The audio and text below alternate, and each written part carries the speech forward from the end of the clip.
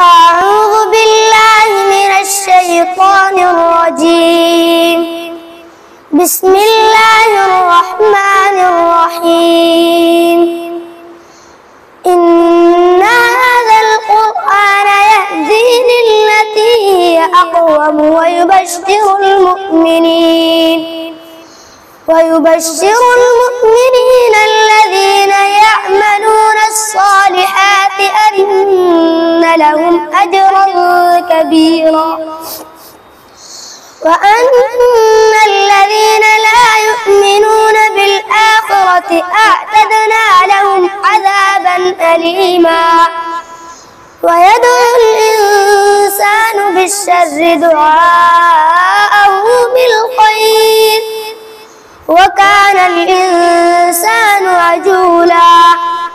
وجعلنا الليل والنهار آيتين فمحونا آية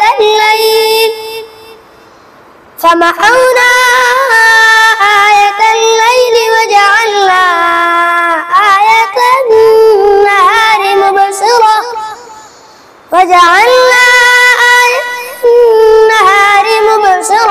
لتبتغوا فضلا